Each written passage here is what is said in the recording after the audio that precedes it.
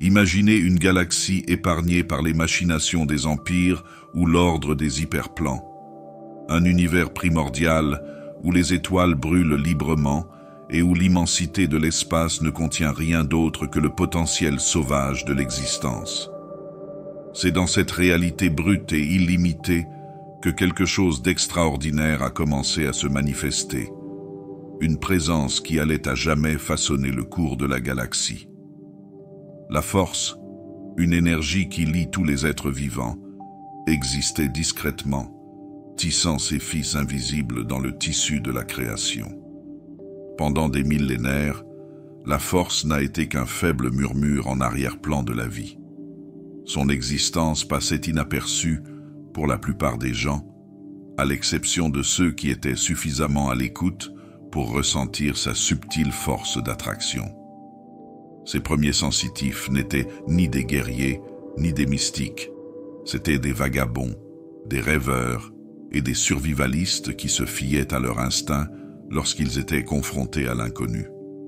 Un agriculteur pouvait voir ses champs prospérer lorsqu'il était guidé par une intuition inexplicable, tandis que le chemin d'un chasseur était éclairé par une force d'attraction qu'il ne pouvait articuler.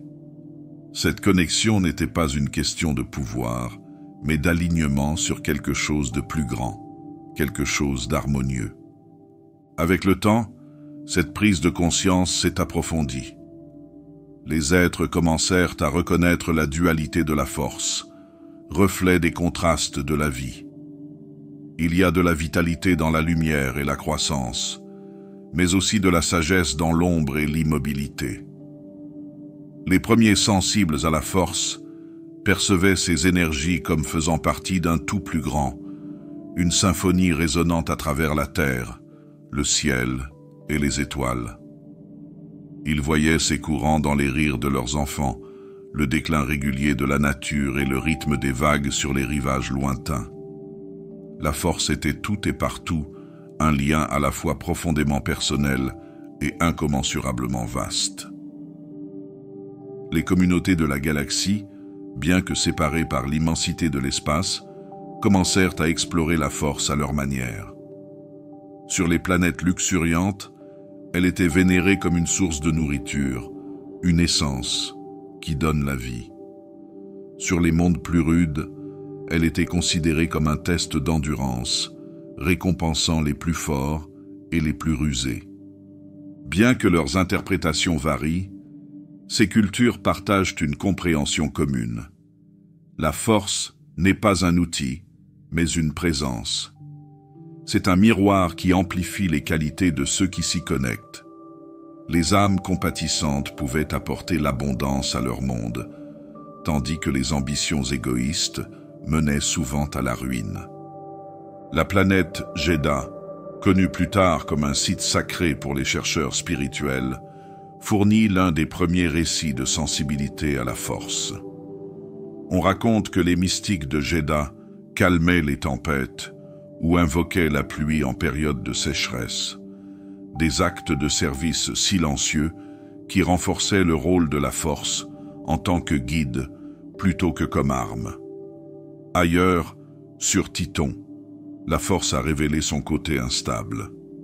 Les éruptions volcaniques et les tremblements de terre violents semblaient liés aux états émotionnels de ses habitants, ce qui les incitait à étudier la force avec discipline et prudence.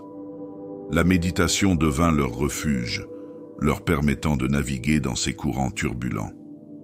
Pourtant, la force n'a pas toujours été utilisée dans un souci d'harmonie.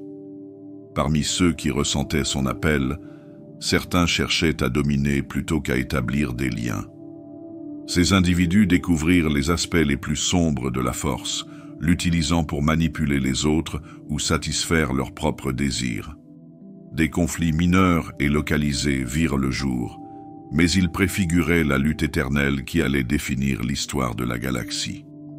Malgré ces difficultés initiales, des groupes épars de sensitifs de la force ont commencé à développer des rituels et des enseignements pour exprimer leur compréhension.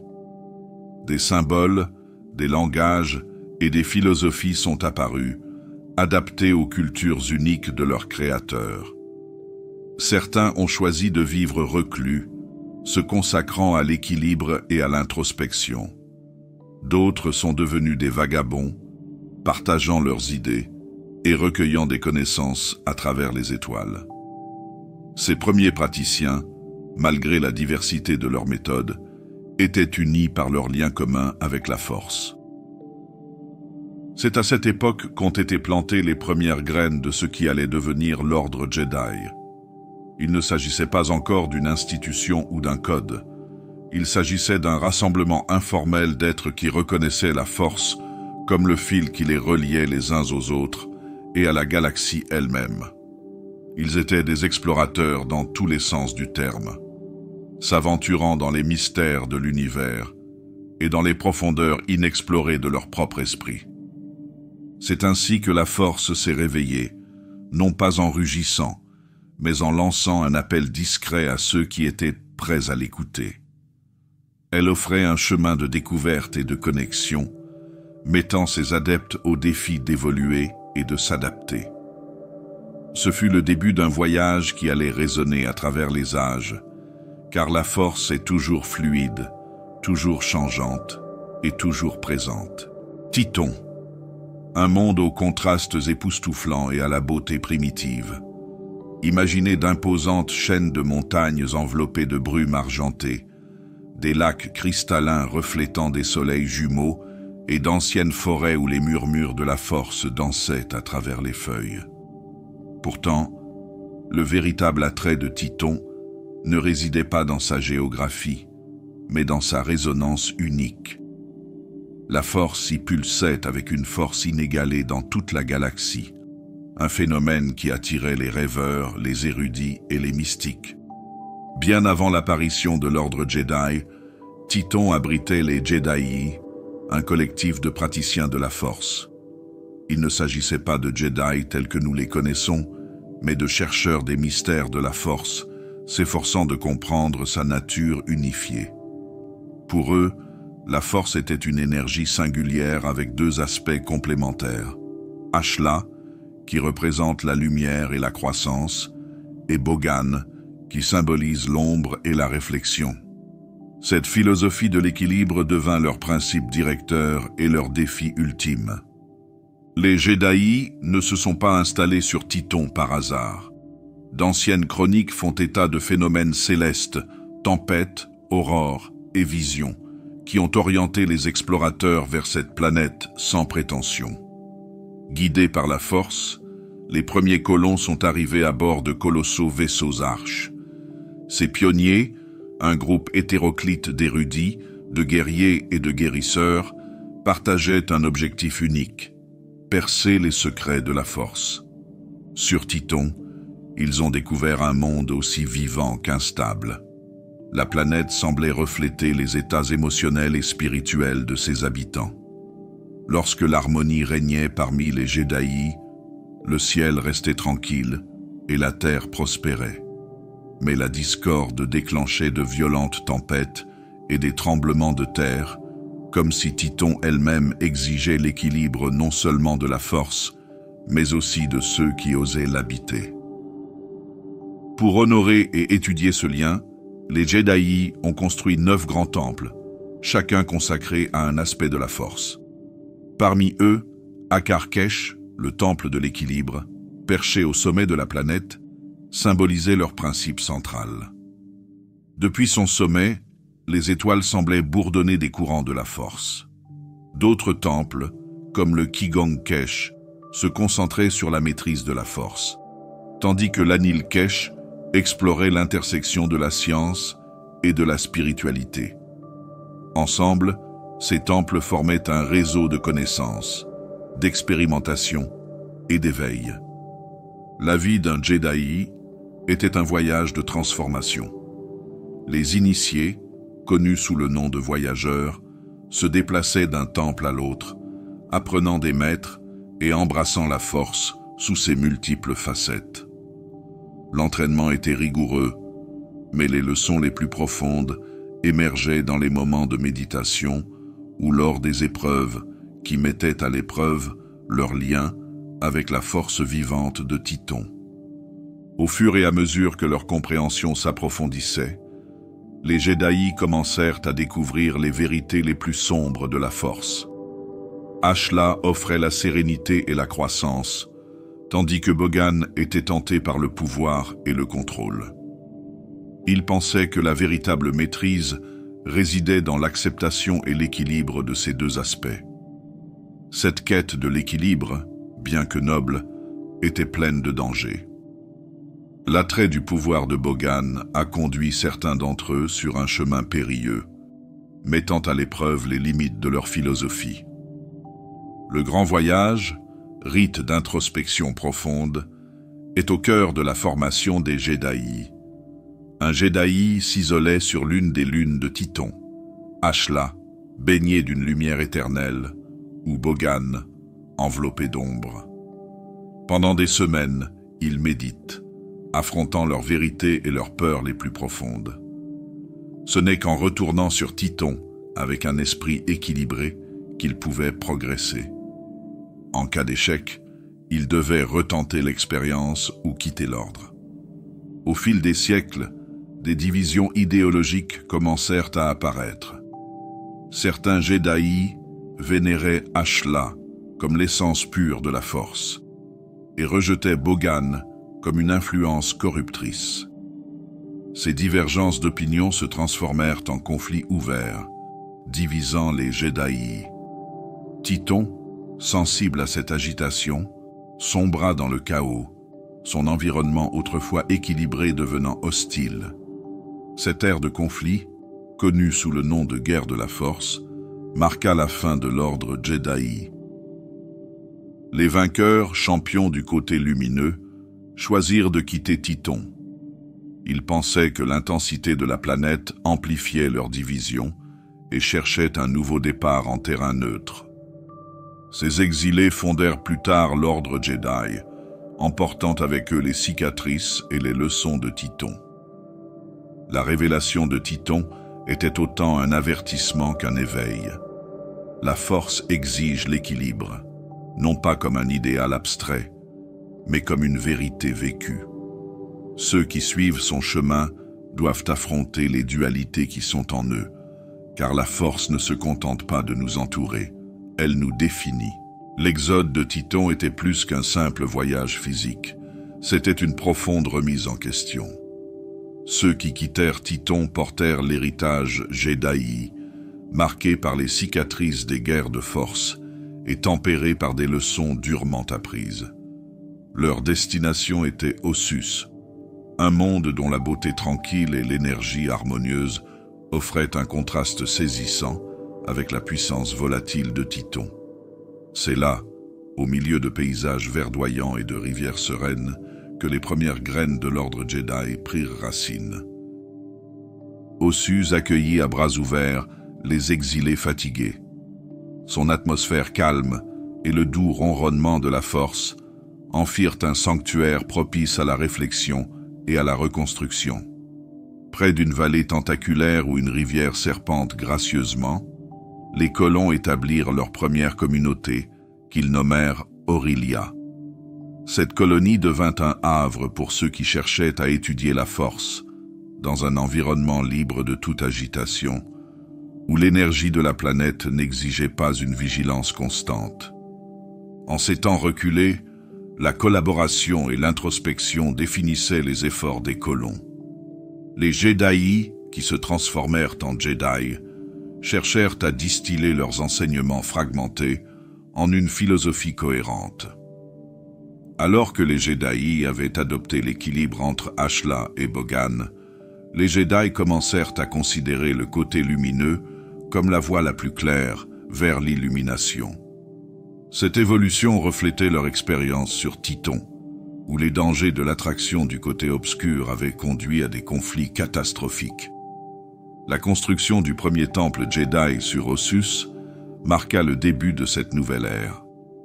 Contrairement à la grandeur des temples de Titon, cette structure était modeste, reflétant l'importance accordée par les colons à l'objectif plutôt qu'à l'ornementation.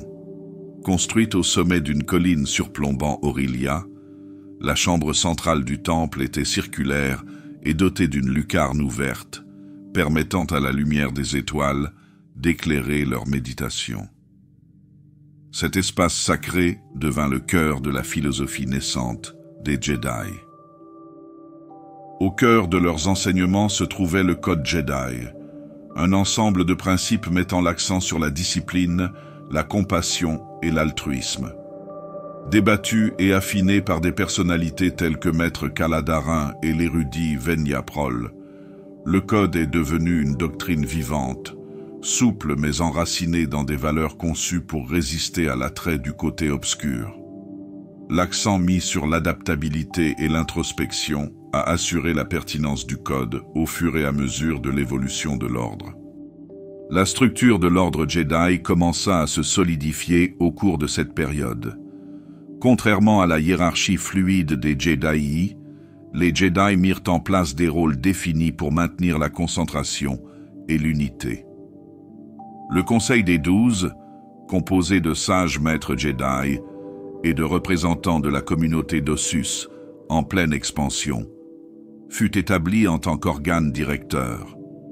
Ce conseil équilibrait la direction spirituelle et la gouvernance pratique, garantissant l'harmonie de l'ordre avec la société dans son ensemble. Les méthodes de formation furent également affinées. Les jeunes initiés, ou Padawan, étaient jumelés à des chevaliers Jedi ou des maîtres expérimentés qui leur servaient de mentors. Cette relation individuelle permettait de développer à la fois les compétences et le caractère. Un rite de passage important était la fabrication d'un sabre laser, une tâche qui exigeait de la précision, de la patience et une profonde connexion à la force. Ces armes élégantes, perfectionnées grâce au progrès de la technologie du cristal, sont devenues des symboles de l'engagement des Jedi en faveur de la paix et de la justice. L'arrivée de réfugiés en provenance de mondes lointains constituait l'un des premiers défis pour l'ordre naissant. Les récits sur la sagesse et la compassion des Jedi s'étaient répandus, attirant des êtres de toute la galaxie à la recherche d'un sanctuaire et de conseils. Les Jedi accueillirent ces nouveaux venus, appréciant la diversité de leurs points de vue comme une source de force. Cependant, cet afflux mit à l'épreuve la capacité de l'ordre à gérer les différences culturelles et à maintenir l'harmonie au sein de sa communauté grandissante. Grâce à ces épreuves, les Jedi commencèrent à définir leur objectif général. Des émissaires furent envoyés dans les systèmes stellaires voisins pour offrir leur aide et rechercher des connaissances, établissant ainsi la réputation des Jedi en tant que médiateurs et gardiens de la paix. Ces premières missions cimentèrent l'identité de l'ordre en tant que protecteur de la galaxie, guidé par les principes de son code et les leçons de son passé. Alors que la première génération de maîtres Jedi passait dans la Force, l'ordre avait solidement établi ses fondations. Ossus, avec ses vallées tranquilles et ses temples sacrés, devint un phare d'espoir et de sagesse. Le Code Jedi constituait une boussole morale, tandis que les cicatrices de Tython rappelaient les dangers du déséquilibre. Les débuts des Jedi ne se résument pas à la construction de temples ou à la rédaction de doctrines. Il s'agit de forger des liens par le biais d'une lutte commune, d'apprendre par l'introspection et de s'engager inébranlablement pour le bien de tous. Depuis ses humbles origines, l'ordre Jedi est devenu l'une des institutions les plus durables et les plus influentes de la galaxie, ses idéaux résonnant à travers les générations. L'émergence de l'ordre Jedi en tant que gardien de la paix galactique n'est pas née de l'ambition mais de la nécessité. Après avoir laissé derrière eux l'énergie turbulente de Tython, les Jedi se sont installés sur Ossus, où leur philosophie et leurs objectifs ont mûri. Ossus offrait la tranquillité, permettant à l'ordre de se concentrer sur une question qui définirait son héritage. Comment servir la galaxie sans être consumée par son chaos? La galaxie de cette époque n'était pas moins chaotique que Tython. La République était une jeune alliance de systèmes, liés par des accords commerciaux fragiles et des pactes de défense mutuelle. L'exploration de l'hyperespace avait mis en contact des mondes éloignés, mais les conflits concernant les ressources et la souveraineté étaient fréquents et menaçaient la paix fragile. Dans cette tempête grandissante, les Jedi intervinrent, non pas en tant que conquérants ou dirigeants, mais en tant que médiateurs et gardiens. Leur premier test en tant que gardiens de la paix fut un conflit qui faillit dégénérer en guerre ouverte. Iridonia, riche en ressources, et sa voisine Horde Mantell, stérile et désespérée, s'affrontaient pour l'accès à des routes commerciales vitales. Craignant de déstabiliser la région, la République demanda aux Jedi d'intervenir. Bien que réticents, les Jedi relevèrent le défi en envoyant le maître Casha Wrey, connu pour sa profonde empathie, et son padawan Talvos, un fin stratège au tempérament audacieux. Dès le début, les Jedi furent accueillis avec méfiance. Les dirigeants d'Iridonia les considéraient comme des agents de la République, tandis qu'Horde Mantell craignait de faire preuve de favoritisme à l'égard de son rival le plus puissant. La perception de Casha, améliorée par la force, lui permit de découvrir les peurs et les ambitions des deux camps, tandis que la finesse diplomatique de Tal permit d'identifier des pistes de compromis. Après des semaines de négociations délicates, les Jedi parvinrent à un accord. Iridonia partagerait ses ressources en échange de privilèges commerciaux exclusifs supervisés par la République. C'était une solution imparfaite, mais elle a permis d'éviter la guerre et de prouver la valeur des Jedi en tant que médiateurs impartiaux. Ce succès transforma le rôle des Jedi dans la galaxie. Les demandes d'intervention de leur part se multiplièrent, allant de la médiation de conflits à la défense de populations vulnérables. Reconnaissant leur potentiel, la République officialisa leur position de gardiens de la paix. Mais cette nouvelle responsabilité s'accompagnait de défis. Les Jedi pouvaient-ils maintenir leur discipline spirituelle tout en exerçant une influence temporelle? Le Conseil Jedi a pris des mesures pour préserver ses principes. Il s'est interdit toute position ou attachement politique susceptible de compromettre son objectivité, soulignant son rôle de gardien de la paix plutôt que d'exécuteur de la politique. Cependant, l'idéal était plus facile à énoncer qu'à mettre en pratique. L'un de ces défis s'est déroulé sur Dantooine, où le seigneur de guerre Kratos Dan a réduit en esclavage des fermiers locaux pour constituer son armée privée. La République, à bout de souffle, se tourna vers les Jedi pour leur demander de l'aide. Le maître Orenfell dirigea une équipe chargée de libérer les opprimés. La mission fut couronnée de succès, mais non sans coup. Plusieurs Jedi tombèrent, et les survivants se demandèrent si leur intervention aurait pu être moins destructrice. Cela incite le Conseil à donner la priorité à la diplomatie et à la prévention des conflits, en privilégiant la résolution plutôt que le combat. Au fur et à mesure que la portée des Jedi s'étendait, leur philosophie s'est également développée. Ils devinrent les gardiens des idéaux de la République, offrant de l'espoir au monde en proie à la corruption ou à l'anarchie. Cependant, leur confiance en la force et leur adhésion au code les distinguaient souvent des autres, créant un fossé entre les Jedi et les personnes qu'ils servaient.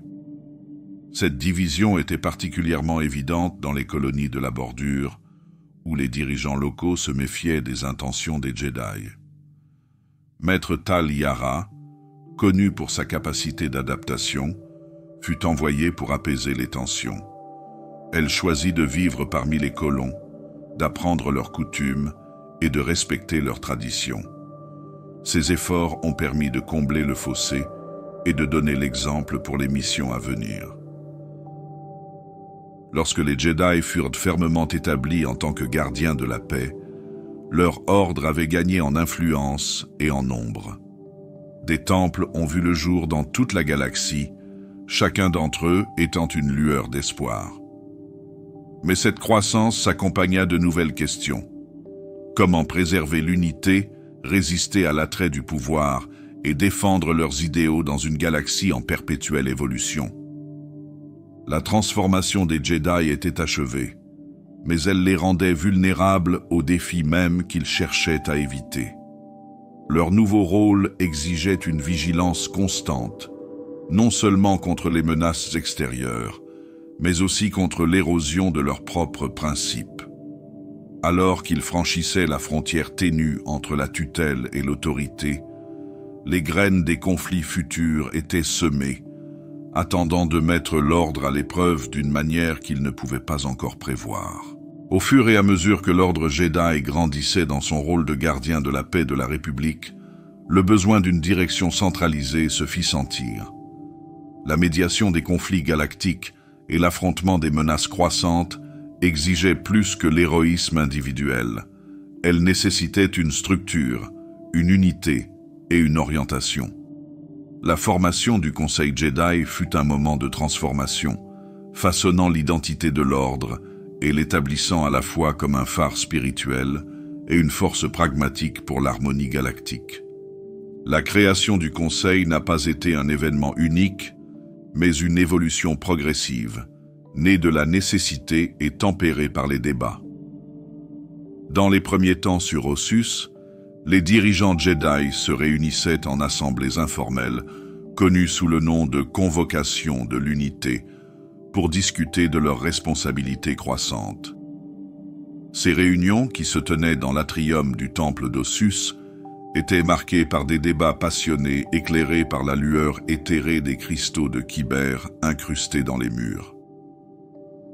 Les défis auxquels ces dirigeants étaient confrontés étaient considérables. Certains soutenaient que l'alignement sur la République risquait de compromettre la mission spirituelle des Jedi, tandis que d'autres estimaient que se détourner des besoins de la galaxie était un manquement à leur devoir. Au milieu de ces discussions, un principe unificateur émergea: l'équilibre. Le rôle du Conseil serait de veiller à ce que les Jedi restent fidèles à la Force, tout en assumant leurs responsabilités envers la République. Environ 4000 ans avant la bataille de Yavin, le Conseil Jedi a pris sa première forme officielle. Composé de 12 membres, il incarnait les idéaux de diversité et de sagesse collective de l'ordre. La qualité de membre se gagne par la réussite, la réflexion et le lien avec la Force.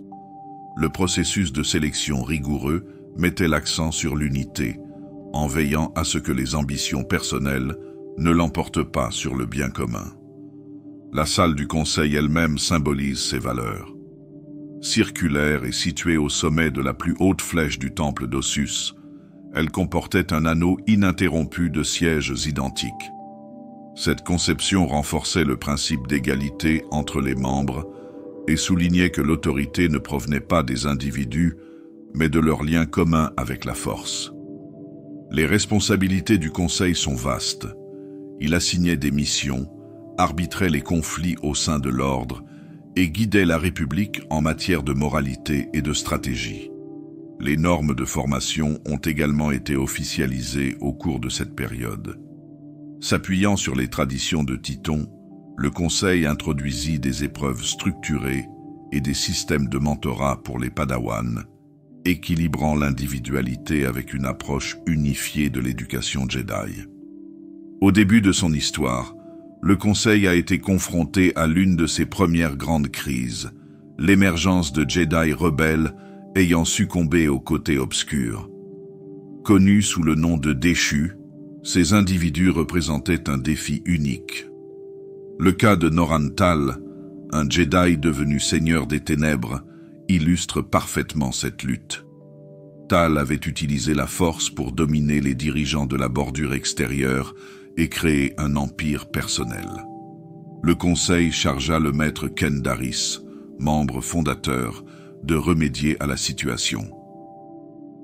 Sur Ord Zata, Daris a confronté Tal non pas par la violence, mais par le pouvoir de la Force de révéler la vérité. En exposant les tourments et la culpabilité de Tal, Daris l'obligea à se rendre. Tal fut ramené sur Ossus pour y être réhabilité et après des années de pénitence, il fut autorisé à réintégrer l'ordre. Cette décision, bien que controversée, est devenue la pierre angulaire de la philosophie Jedi. La rédemption est toujours possible. Alors que le Conseil Jedi consolidait son rôle, la complexité de la galaxie exigeait de nouvelles adaptations. Des sous-conseils ont été créés pour superviser la formation, l'exploration et la diplomatie, permettant au Conseil principal de se concentrer sur des stratégies plus larges. Cette décentralisation a permis à l'ordre de rester agile et réactif, tout en préservant ses fondements spirituels. Malgré ses succès, le Conseil est confronté à des défis permanents. L'enchevêtrement croissant de la politique galactique mettait à l'épreuve sa neutralité, et des dissensions internes menaçaient parfois son unité. Malgré tout, le Conseil a tenu bon, s'efforçant de défendre les idéaux de sagesse, d'équilibre et de service qui définissaient l'ordre Jedi.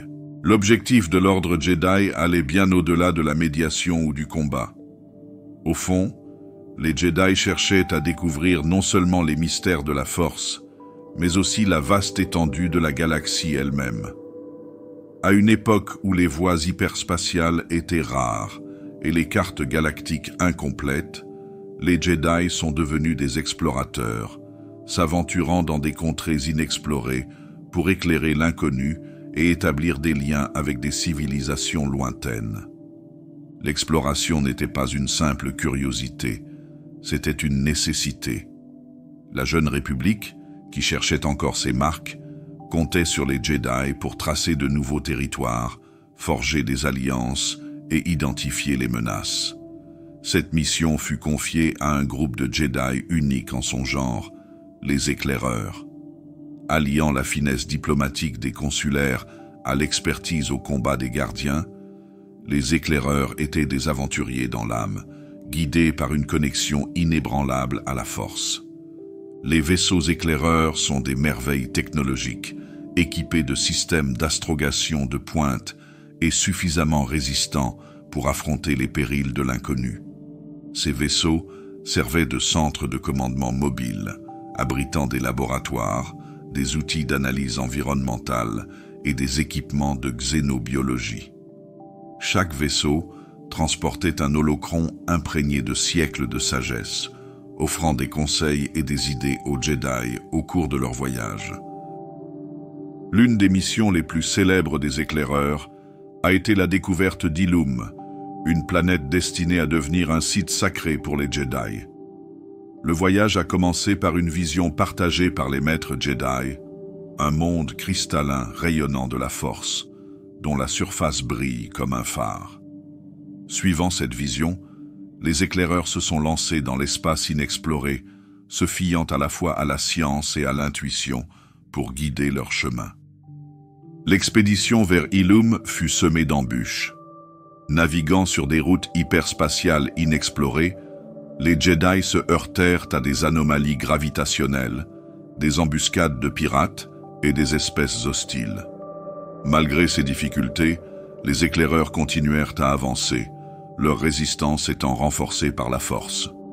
Enfin, leur persévérance fut récompensée lorsqu'ils atteignirent Ilum, accueillis par un spectacle grandiose.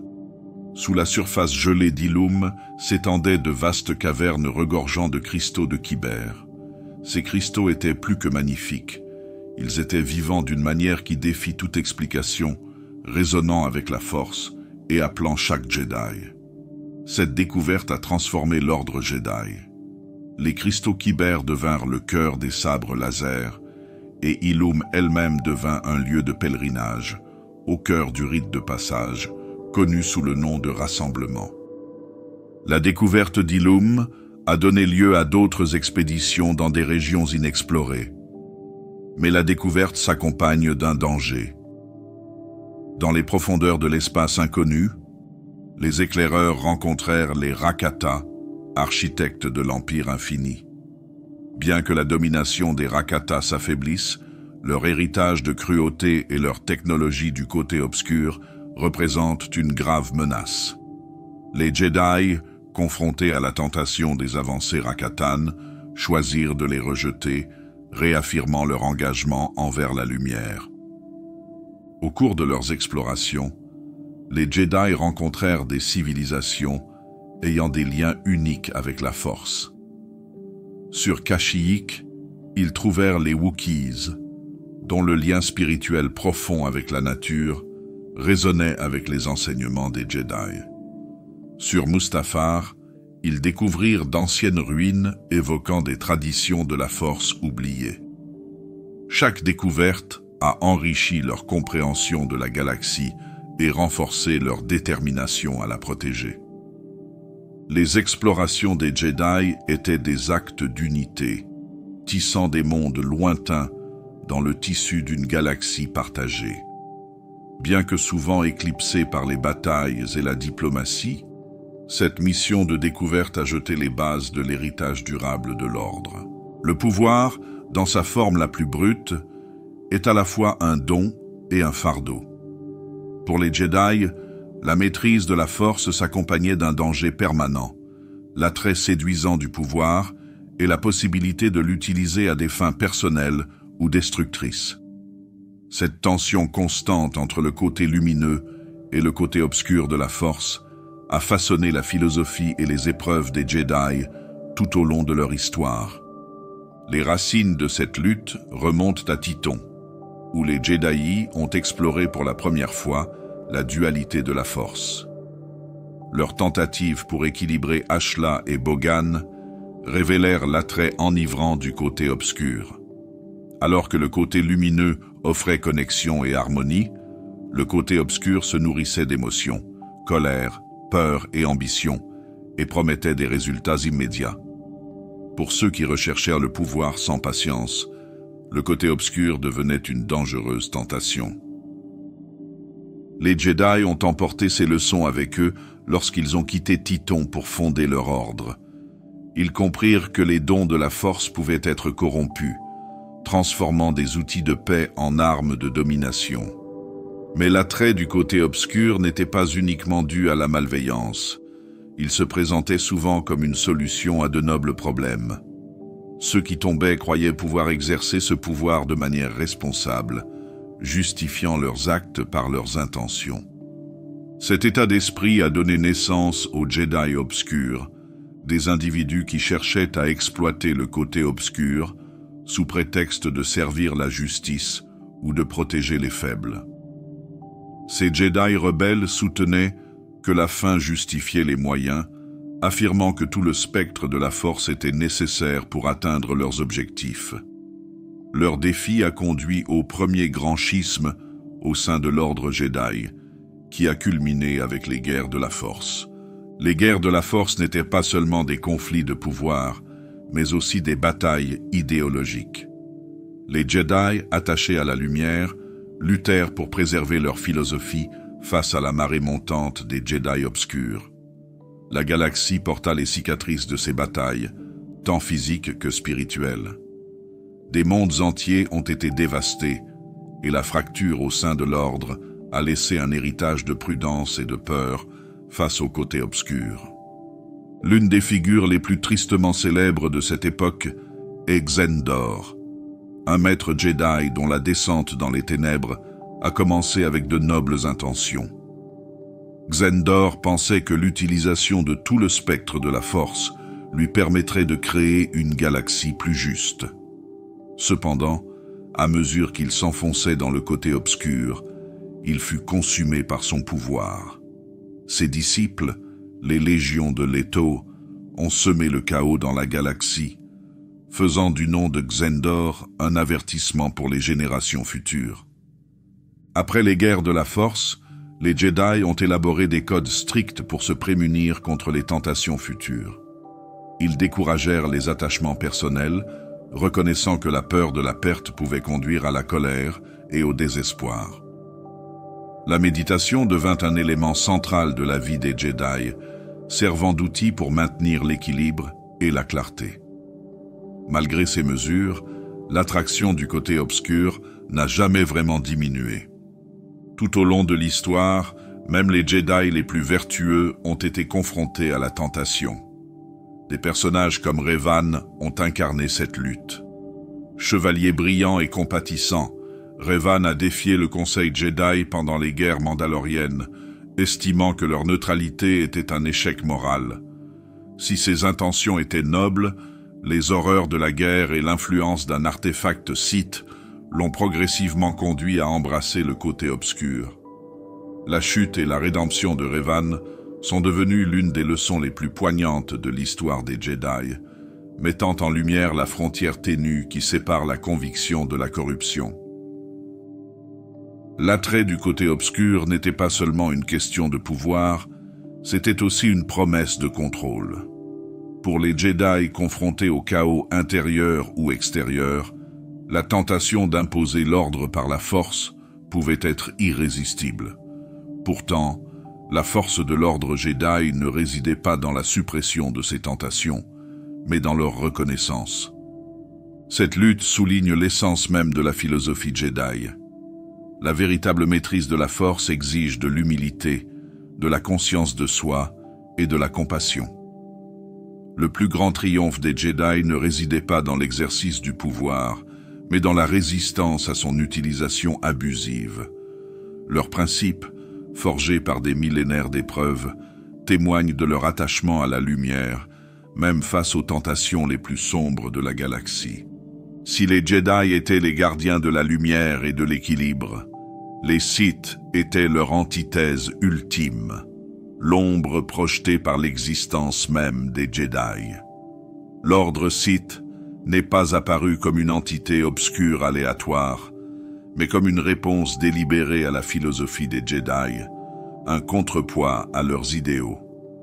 Comprendre les Sith, c'est comprendre les dangers d'une ambition débridée et l'attrait séduisant d'un pouvoir sans limite. Les racines des Sith remontent aux exilés Jedi noirs, vestiges des guerres de la force, qui refusaient de se soumettre à l'autorité ou à la philosophie du Conseil Jedi. Après leur défaite, ces exilés furent chassés et laissés à l'abandon dans la galaxie, comme des parias. Ils se sont finalement retrouvés sur un monde primitif et isolé, Korriban. Ils y rencontrèrent une espèce connue sous le nom de Sith, des êtres sensibles à la force dont la culture est imprégnée de mysticisme, d'ambition et de rituels. Les Jedi noirs exilés comprirent rapidement qu'ils pouvaient dominer les Sith, mais au lieu de les soumettre, ils mêlèrent leurs enseignements. Les Jedi noirs apportèrent leur connaissance de la force, tandis que les Sith offrirent leur tradition profondément enracinée de pouvoir et de hiérarchie. Il en résulta une fusion de l'idéologie et de la pratique qui donna naissance à l'ordre Sith tel que nous le connaissons. Un mariage de maîtrise de la force et d'ambition impitoyable. Korriban elle-même devint le creuset de ce nouvel ordre. Planète de déserts arides et de tombes déchiquetées, elle était imprégnée d'une énergie naturelle du côté obscur qui amplifiait les pouvoirs des Sith. Les exilés y construisirent des temples et des tombeaux massifs, monuments à leur puissance et aux courants obscurs de la force. C'est sur Korriban que l'ordre Sith a formalisé sa philosophie, qui célébrait l'individualité, la force et la domination sur la faiblesse. La règle du plus fort est au cœur de l'éthique des Sith. Le pouvoir n'était pas seulement un outil de survie, c'était une vertu en soi. Alors que les Jedi recherchaient l'harmonie et l'équilibre, les Sith considéraient le conflit comme un moyen d'évolution. La lutte, selon eux, était le creuset dans lequel se forgeait la véritable force. Cette philosophie a été codifiée dans le code Sith, un contrepoint au code Jedi. La paix est un mensonge, il n'y a que la passion. Grâce à la passion, je gagne en force. Par la force, je gagne le pouvoir. Grâce à la puissance, je gagne la victoire. Grâce à la victoire, mes chaînes sont brisées. La force me libérera. À première vue, le code Sith semble célébrer le chaos, mais il s'agit en fait d'un credo structuré. Ils rejettent l'idée d'altruisme et privilégient l'autonomie personnelle. Pour les Sith, la passion ne doit pas être réprimée, mais maîtrisée. Les émotions telles que la colère, la peur et l'ambition sont considérées comme des voies vers la force, plutôt que comme des dangers à éviter. Cependant, cette focalisation sur le pouvoir personnel conduisit à d'inévitables conflits dans les rangs des Sith. Les seigneurs Sith, de par leur nature même, étaient ambitieux et méfiants, et les alliances entre eux étaient au mieux fragiles. Les luttes intestines devinrent l'une des caractéristiques de leur histoire, les apprentis trahissant leur maître pour accéder à un plus grand pouvoir. Ce cycle de trahison et de conquête devint à la fois une force et une faiblesse. S'il garantissait que seuls les plus forts s'élèveraient, il empêchait également les Sith de maintenir une unité durable. Malgré leurs conflits internes, l'ambition collective des Sith s'est souvent tournée vers l'extérieur, ciblant les Jedi et la République.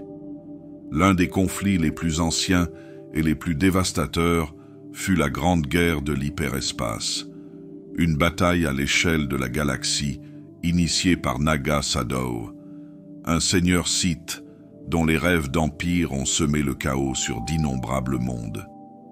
Bien que les Jedi et la République aient fini par triompher, les Sith ont prouvé qu'ils étaient une force avec laquelle il fallait compter, capable de défier les plus grandes puissances de la galaxie.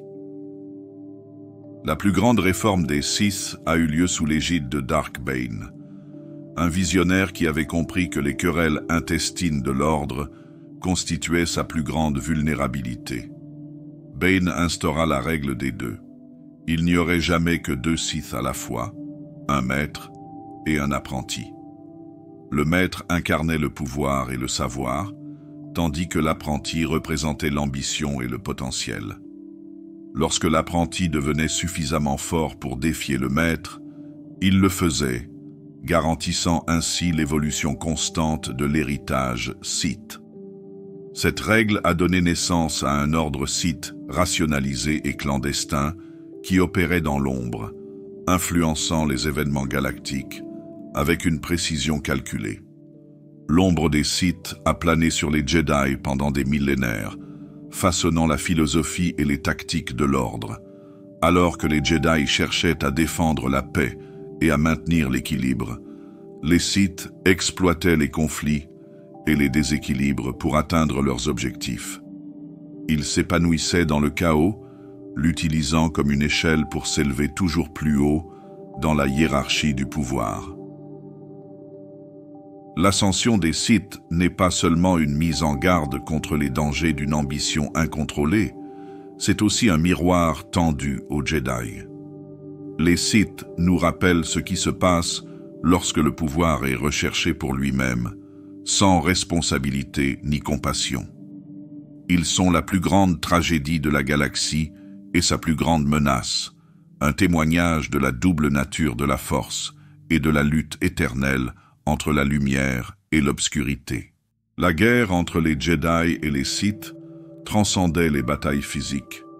Il s'agissait d'un conflit idéologique, d'une lutte pour l'âme de la galaxie. Les Jedi considéraient la force comme une voie vers l'harmonie et l'altruisme, tandis que les Sith l'utilisaient comme un moyen de domination et d'émancipation personnelle. Cette opposition fondamentale a déclenché un conflit qui a duré des millénaires, façonnant l'histoire galactique à chaque tournant.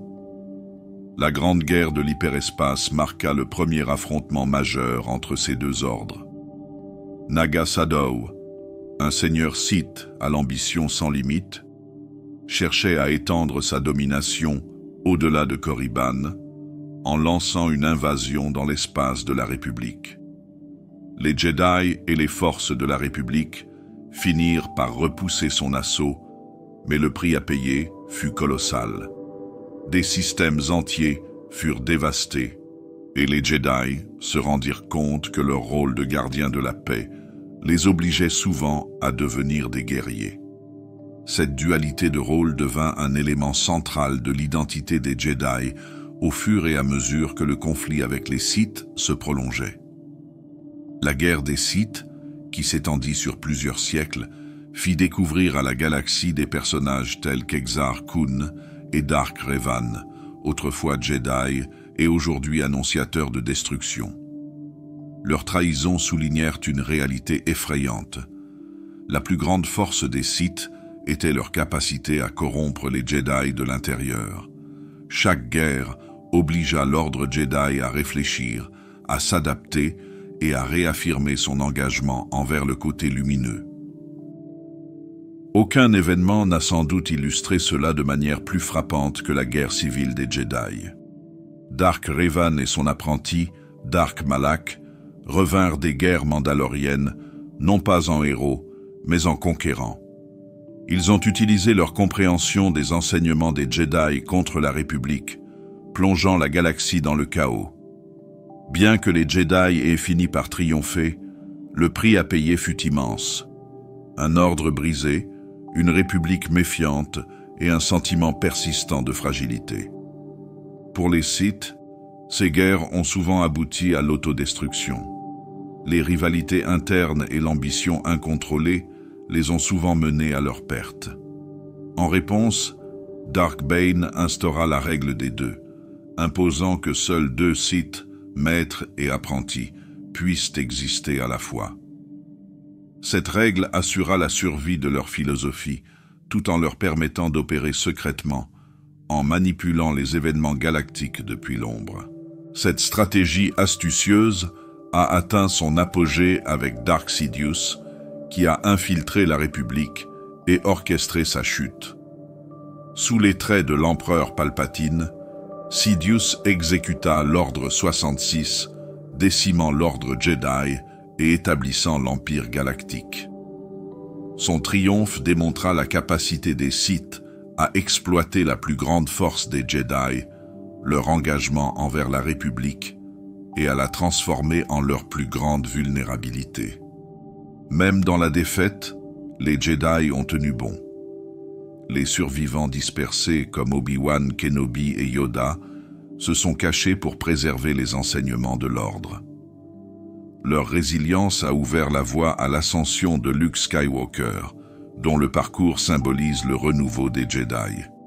L'affrontement de Luke avec Dark Vador et l'empereur Palpatine n'était pas un simple combat, mais l'aboutissement de siècles de lutte idéologique.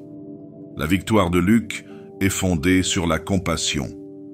Reconnaissant les vestiges du bien en Vador, il a rejeté la philosophie de domination des Sith et prouvé que la rédemption était possible.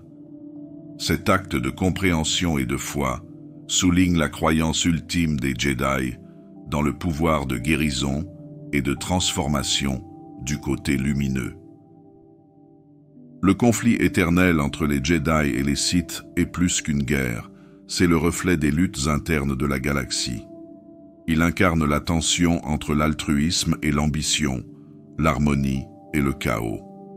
Chaque victoire des Jedi entraîne une résurgence des Sith, et chaque stratagème des Sith pousse les Jedi à évoluer. Ce cycle reflète la nature même de la force, un équilibre qui exige une vigilance et un renouvellement constant. Alors que la galaxie se tourne vers l'avenir, les leçons de ce conflit restent profondes. Les Jedi et les Sith sont plus que des ordres, ce sont des symboles des choix auxquels tous les êtres sont confrontés. Leur combat permanent nous rappelle que la force, dans toute sa complexité, est autant une lutte pour l'équilibre intérieur qu'une bataille entre les étoiles. L'alignement de l'ordre Jedi sur la République galactique fut un chapitre déterminant de son histoire, un partenariat qui éleva les Jedi au rang d'éminence galactique tout en les mêlant aux complexités de la politique et du pouvoir. Dès les premiers jours de la République, les Jedi ont servi de gardiens de la paix et de protecteurs, leur capacité étant indispensable au maintien de l'ordre dans une galaxie de plus en plus interconnectée. Pourtant, cette alliance s'accompagna de profonds défis, mettant à l'épreuve les principes des Jedi et remodelant leur héritage. La République, fondée sur des idéaux de démocratie et d'unité, était une expérience audacieuse en matière de gouvernance. Son Sénat, une vaste assemblée représentant d'innombrables systèmes et espèces, cherchait à équilibrer les besoins d'une galaxie diversifiée. Cependant, l'ampleur de la République entraînait d'inévitables défauts: corruption, inefficacité et blocage bureaucratique. C'est en s'attaquant à ces faiblesses que les Jedi trouvèrent leur raison d'être. Pendant les guerres d'unification de la République, les Jedi ont joué un rôle essentiel, utilisant leur pouvoir pour arbitrer les conflits et défendre les plus vulnérables.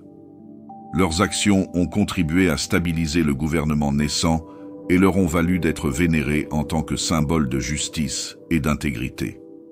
Ce partenariat a consolidé la place des Jedi au sein de la République, les positionnant comme les gardiens de ses idéaux les plus élevés. Cependant, la double allégeance des Jedi, à la Force et à la République, était source de tension. Alors que les Jedi se considéraient comme des serviteurs de la Force, liés à sa volonté, la République fonctionnait par le biais de lois, de politiques et de compromis. Naviguer entre ces deux allégeances exigeait une vigilance de tous les instants et conduisait souvent à des décisions difficiles. À leur apogée, les Jedi étaient non seulement des défenseurs, mais aussi des conseillers, leurs conseils étant fréquemment consultés par le chancelier suprême sur des questions d'importance galactique. Cette intégration a apporté de l'influence, mais aussi de l'enchevêtrement. L'implication profonde des Jedi dans les rouages politiques de la République brouillait les frontières entre service impartial et complicité, en particulier lorsque la République vacillait ou était confrontée au mécontentement de la population. La guerre des clones a amplifié ces difficultés. Ayant juré la paix, les Jedi sont devenus les généraux d'un conflit à l'échelle de la galaxie qu'ils n'ont ni initié ni pleinement compris. Le commandement de l'armée de clones de la République a démontré leur intelligence stratégique, mais a eu un coup moral. De nombreux membres de l'ordre s'interrogeaient sur l'éthique de la conduite de soldats élevés uniquement pour la guerre, et les combats incessants commencèrent à éroder les principes fondamentaux des Jedi. Palpatine, le seigneur Sith caché à la vue de tous en tant que chancelier suprême, a exploité cette vulnérabilité de façon magistrale. Utilisant la loyauté des Jedi envers la République contre eux, il les a dépeints comme étant à la fois indispensables et menaçants. Grâce à ces manipulations, au moment d'exécuter l'Ordre 66, les Jedi étaient isolés, leur crédibilité diminuée et leur rang vulnérable à la trahison. Pourtant, l'héritage des Jedi en tant que gardiens de la République n'a pas été défini uniquement par l'échec. Au fil des siècles, ils ont négocié des traités de paix, résolu des différends interstellaires et agi en tant que médiateurs dans des conflits qui menaçaient des civilisations entières. Leur impartialité, guidée par la force, leur a permis d'aborder les problèmes avec équité et sagesse. Ils sont devenus une lueur d'espoir pour d'innombrables êtres incarnant l'idéal du service désintéressé. Cependant, cette impartialité en a aliéné plus d'un. En évitant les attachements personnels et les liens émotionnels, les Jedi cherchaient à agir sans parti pris. Bien que l'intention soit noble, ce détachement les faisait souvent paraître distants, voire insensibles, aux yeux de ceux-là même qu'ils cherchaient à protéger. Les critiques considéraient leur neutralité comme une froide indifférence, créant une tension durable entre l'ordre et la galaxie qu'ils servaient. La chute des Jedi lors de la montée en puissance de l'Empire n'a pas été un effondrement soudain, mais l'aboutissement de siècles de choix, certains judicieux, d'autres erronés. Leur profond enchevêtrement avec la République, tout en permettant leur plus grande réalisation, a également facilité leur chute. Pourtant, leurs principes immuables de justice, de compassion et de service ont continué à inspirer, même dans les moments les plus sombres. Alors que la galaxie cherchait à se reconstruire dans le sillage de l'Empire, les leçons des succès et des échecs des Jedi ont trouvé un écho chez ceux qui cherchaient à préserver leur héritage. Le rôle de l'ordre Jedi en tant que gardien de la République reste un chapitre important de l'histoire galactique, un témoignage des complexités du pouvoir, de la loyauté et de la lutte permanente pour équilibrer le service et les principes. Les guerres mandaloriennes ont été un creuset de feu et de sang, remodelant la galaxie et mettant profondément à l'épreuve la République et l'ordre Jedi. Ce conflit n'était pas seulement une bataille d'armes, mais aussi d'idéologie, un choc entre le credo inflexible des Mandaloriens, l'unité fragile de la République et les principes profondément ancrés des Jedi. Les Mandaloriens, une culture guerrière définie par la bravoure, la conquête et les prouesses martiales, considéraient la guerre comme leur but ultime. L'expansion n'était pas seulement une stratégie, mais une vocation qui les a conduits à jeter leur dévolu sur la République. Leurs invasions brutales de la bordure extérieure furent rapides et dévastatrices, marquées par un génie tactique et une férocité implacable. Des systèmes entiers tombèrent, laissant la République exposée et en proie à des difficultés pour réagir. Pour les Jedi, l'assaut des Mandaloriens représentait un profond dilemme. Traditionnellement, l'ordre adhérait à une politique de non-intervention dans les conflits militaires, conservant son rôle de médiateur et de défenseur plutôt que d'agresseur. Le Haut Conseil Jedi, méfiant des risques d'attachement et de la corruption potentielle du pouvoir, choisit de rester neutre. Ils estimaient que leur allégeance allait à la force elle-même, et non aux machinations politiques de la République. Cette décision ne fait cependant pas l'unanimité. Une faction de Jedi menée par le charismatique Revan et son proche allié Malak estimait que l'inaction face à l'agression mandalorienne était une faute morale. Pour eux, l'avancée incontrôlée des Mandaloriens constituait une menace directe pour la stabilité galactique et l'équilibre de la force. Au fur et à mesure que les forces de la République subissaient des défaites dévastatrices, les dissensions se sont multipliées, aboutissant à un schisme au sein de l'ordre. Le défi de Revan devint un moment décisif. Rassemblant un groupe de Jedi partageant les mêmes idées, les revanchistes, il défia ouvertement les édits du Conseil et rejoignit l'effort de guerre de la République. Sous la direction de Revan, le vent commença à tourner. Son intelligence tactique et sa maîtrise de la force lui permirent de remporter des victoires décisives, ce qui lui valut une réputation de héros. Le moral de la République monta en flèche tandis que les Mandaloriens se retrouvaient face à un ennemi redoutable et peu conventionnel. Cependant, la victoire a coûté cher. Les revanchistes, exposés aux horreurs de la guerre, commencèrent à adopter les tactiques impitoyables de leurs ennemis. Les lignes entre la lumière et l'obscurité s'estompèrent, tandis qu'ils maniaient la force avec une agressivité croissante. Revan lui-même devint une figure de contradiction, un sauveur de la République de plus en plus détaché des idéaux Jedi qu'il défendait autrefois. La guerre atteignit son point culminant lors de la bataille de Malachor V. Cherchant à mettre fin au conflit de manière décisive, Revan déploya le générateur d'ombre de masse, une super arme capable de détruire des flottes entières. Les résultats furent catastrophiques. Les forces mandaloriennes furent anéanties, mais aussi d'innombrables soldats et civils de la République. Malachor V n'est plus qu'une terre désolée, dont la surface est marquée de cicatrices qui rappellent de manière obsédante le coup de la guerre. Bien que les guerres mandaloriennes aient pris fin avec la victoire de Revan, elles ont marqué le début d'un chapitre plus sombre. Revan et Malak, endurcis par leurs expériences et attirés par les tentations du pouvoir, disparurent dans les régions inconnues pour réapparaître sous la forme de seigneurs Sith, déterminés à conquérir. Les graines des conflits futurs ont été semés sur les cendres de cette guerre. L'après-guerre a laissé l'ordre Jedi fracturé et introspectif. Le Conseil, dont la prudence était justifiée, s'efforça de concilier les leçons de la guerre et les actions des revanchistes. La République, bien que victorieuse, portait le poids d'une immense perte et le présage d'autres conflits à venir. Les Mandaloriens, désormais vaincus, entamèrent une période d'introspection et d'adaptation culturelle. Les guerres mandaloriennes ont été bien plus qu'un affrontement d'armées.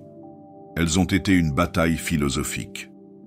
Les Mandaloriens se sont battus pour l'honneur, la République pour sa survie, et les Jedi pour des principes qui ont été mis à l'épreuve et, dans certains cas, brisés.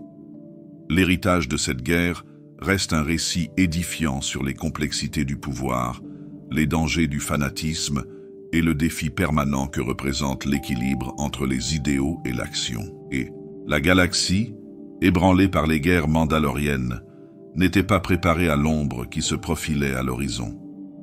Alors que la République s'efforçait de se reconstruire et que les Jedi cherchaient le réconfort dans la réflexion, l'Empire Sith, que l'on croyait être une relique du passé, sortit de l'ombre.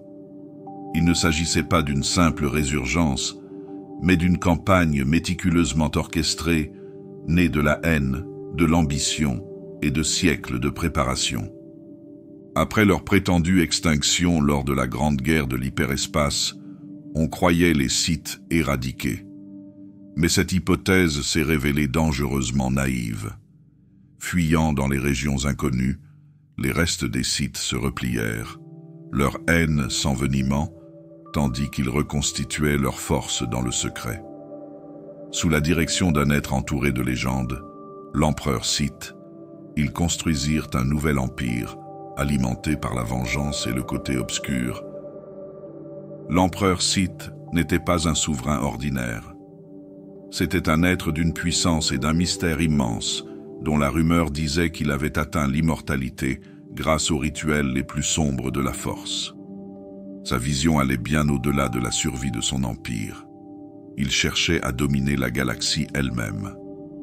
Pour y parvenir, il avait besoin de plus qu'une armée. Il avait besoin d'agents du chaos pour préparer la République à son retour. Les graines de la résurgence de l'Empire Sith ont été semées pendant les guerres mandaloriennes. Revan et Malak, héros Jedi devenus chefs de guerre, s'aventurèrent dans les régions inconnues après le conflit, à la recherche des vestiges d'une ancienne menace Sith. C'est là qu'ils rencontrèrent l'empereur. Manipulés, contraints ou irrésistiblement attirés par le côté obscur, ils succombèrent à son influence et revinrent dans la galaxie non pas comme des sauveurs, mais comme des seigneurs Sith. Ils ont apporté avec eux une puissante flotte et une vision impitoyable de la conquête galactique. Les premières frappes de l'Empire Sith ont été rapides et dévastatrices. Affaiblie par des années de guerre, la République était mal équipée pour contrer cette nouvelle menace. Les Sith prirent pour cible des systèmes critiques, semant la peur et le chaos dans toute la galaxie. Leurs tactiques étaient précises, leurs assauts impitoyables et leur impact immédiat. Pour la République, c'était un cauchemar éveillé. Pour les Jedi, c'était un sinistre rappel de la menace persistante du côté obscur. L'ordre Jedi était confronté à un défi aux multiples facettes. Les Sith n'étaient pas seulement des adversaires. Ils étaient des frères déchus qui connaissaient les philosophies, les tactiques et les faiblesses des Jedi. Cette familiarité rendait leur trahison d'autant plus douloureuse et leurs attaques d'une efficacité dévastatrice. Les Jedi se sont retrouvés à combattre non seulement les forces des Sith, mais aussi les conséquences psychologiques de la confrontation avec leur propre famille corrompue. La maîtrise de la force par l'empereur est au cœur de la domination de l'Empire Sith. Son pouvoir dépassait l'entendement et lui permettait d'orchestrer des rituels qui vidaient des mondes entiers de leur vie. Ces actes obscurs alimentaient son empire et étendaient son influence, créant un contraste saisissant avec les enseignements des Jedi en matière d'équilibre et de préservation. La galaxie elle-même semblait trembler sous son contrôle, témoignage glaçant du potentiel destructeur du côté obscur. Au milieu du chaos, certains seigneurs Sith devinrent tristement célèbres, chacun incarnant une facette de l'attrait destructeur du côté obscur. Dark Nihilus, le seigneur de la faim, incarnait ce pouvoir. Consumé par la force, Nihilus la maniait avec un effet dévastateur, drainant l'énergie vitale de planètes entières et les laissant désolés. Son existence était à la fois une arme et une malédiction, symbolisant la nature insatiable des Sith. Malgré la menace écrasante, la République et les Jedi se sont ralliés. Une coalition de forces lança des contre-attaques, récupérant des systèmes clés et perturbant l'élan des Sith. Des chefs Jedi comme Basti Lachan utilisèrent des techniques avancées, dont la méditation de combat, pour renverser le cours de la bataille. Ces victoires ont été durement acquises, chacune d'entre elles témoignant de la résilience de la République et de l'engagement durable des Jedi envers la lumière. Cependant, les rivalités internes des Sith se sont également révélées être leur perte. Alors que l'influence de l'empereur était absolue, ces seigneurs se disputaient le pouvoir dans un réseau d'intrigues et de trahisons. Ces conflits créèrent des failles dans la hiérarchie Sith, des vulnérabilités que la République et les Jedi exploitèrent. La montée en puissance de l'Empire Sith était bien plus que le retour d'un ancien ennemi. C'était une prise de conscience, un rappel brutal de la fragilité de la paix et de la menace constante que représente une ambition incontrôlée. Au fur et à mesure que la guerre faisait rage, il devint évident que la galaxie ne se battait pas seulement pour son territoire, mais pour son âme même. L'ombre des Sith planait sur la galaxie, promettant que ce conflit se répercuterait sur les générations à venir.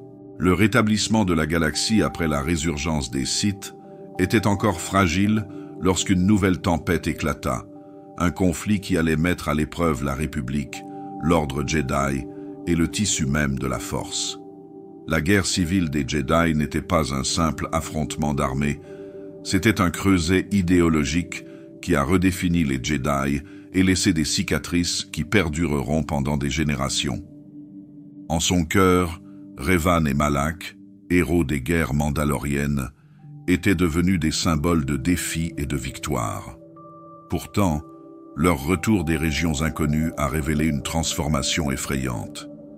Ils ne se battaient plus pour la République ni pour les idéaux qu'ils avaient autrefois défendus.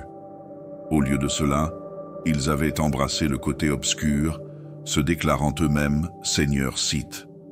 Revan, désormais masqué et énigmatique, devint un symbole de pouvoir et d'ordre, tandis que Malak, rongé par l'ambition, prit sa place en tant que second loyal, mais instable. La campagne de Revan était un véritable chef-d'œuvre de stratégie et de manipulation. Il ne cherchait pas seulement à conquérir, il cherchait à convertir. Les chevaliers Jedi, les soldats de la République et les civils étaient attirés par sa cause, grâce à sa vision d'une galaxie unifiée sous une direction décisive. Sa rhétorique exploitait les faiblesses de la République, sa stagnation bureaucratique et son incapacité à faire face aux menaces galactiques. Pour beaucoup, les promesses d'ordre et de force de Revan étaient séduisantes, surtout après les guerres mandaloriennes. Cette fracture idéologique toucha le cœur de l'ordre Jedi. De nombreux chevaliers sympathisaient avec Revan, qui critiquait l'inaction du Conseil pendant les guerres mandaloriennes, estimant que les Jedi avaient manqué à leur devoir moral de protéger la galaxie.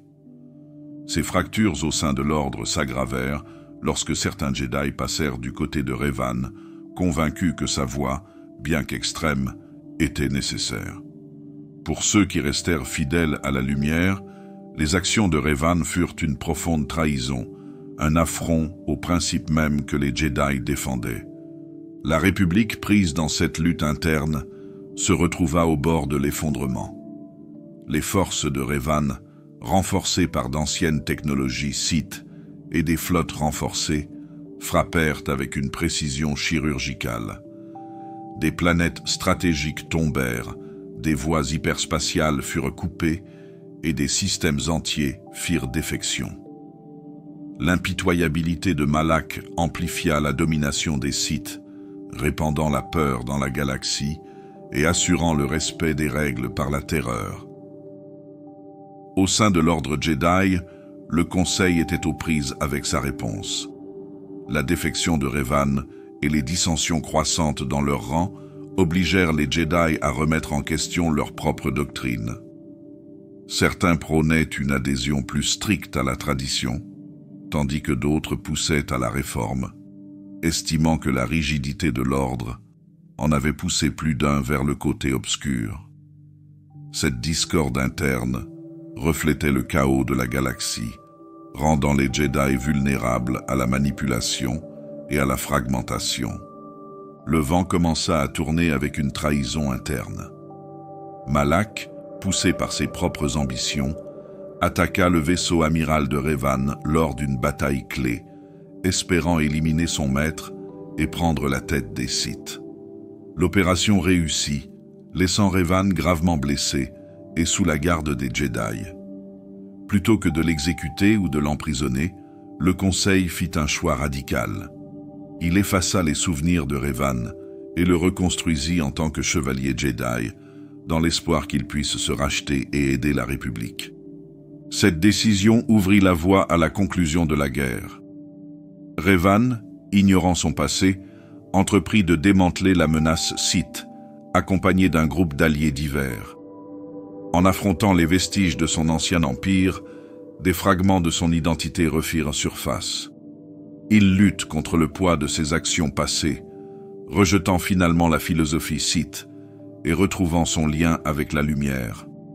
Le point culminant fut atteint à bord de la Forge Stellaire, une ancienne construction d'une immense puissance qui alimentait la machine de guerre des Sith. Revan a affronté Malak lors d'un duel final et dévastateur, vainquant son ancien apprenti et démantelant les opérations des Sith. La défaite de Malak marqua la fin de la guerre civile des Jedi, mais la galaxie resta fracturée et épuisée. Dans la foulée, l'Ordre Jedi et la République durent faire face à de dures vérités. L'Ordre, ébranlé par les défections et les conflits internes, entra dans une période d'intense examen de conscience. La République, bien que victorieuse, est restée affaiblie, ses systèmes peinant à se remettre d'années de guerre. Revan, le catalyseur du conflit, disparut dans les régions inconnues, cherchant des réponses à des questions que même la Force semblait réticente à révéler. La guerre civile des Jedi a été plus qu'un affrontement d'armées, c'était une confrontation d'idéaux. Elle a brouillé les frontières entre les héros et les méchants, la lumière et l'obscurité, la loyauté et la trahison. Son héritage façonnera la galaxie pendant des siècles, rappelant l'équilibre fragile entre le pouvoir, les convictions et la force elle-même. La Forge Stellaire ne ressemblait à rien de ce que la galaxie avait jamais vu. Une construction d'une puissance monumentale et d'un profond mystère. Suspendue dans le vide de l'espace, elle n'était pas simplement une machine, mais une relique d'une ancienne et sombre civilisation. Les Rakata, une espèce connue pour sa maîtrise de la force et son ingéniosité technologique, avaient construit cette monstruosité durant leur règne sur la galaxie. Pourtant, si elle témoignait de leur domination, elle était aussi le signe avant-coureur de leur chute. Comprendre la Forge Stellaire, c'est comprendre le paradoxe des Rakata. Leur empire infini, alimenté par la force elle-même, avait prospéré grâce à la conquête, à l'asservissement et aux merveilles technologiques.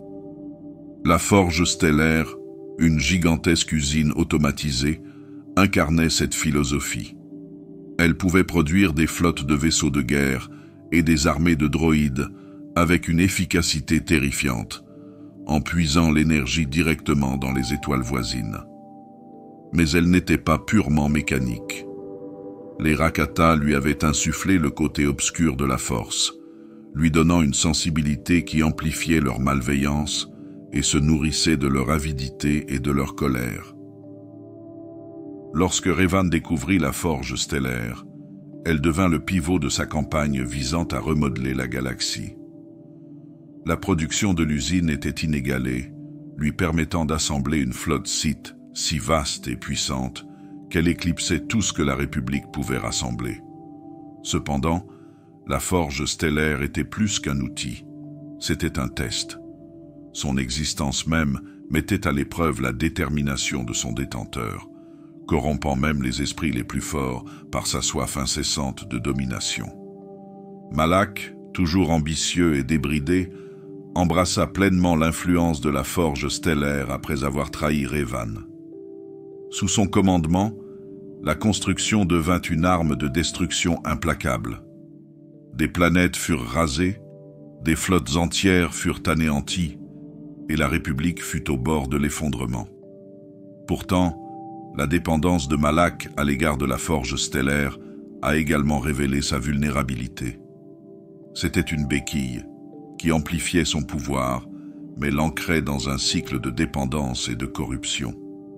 La bataille finale à bord du Starforge fut autant un bilan spirituel qu'un conflit militaire.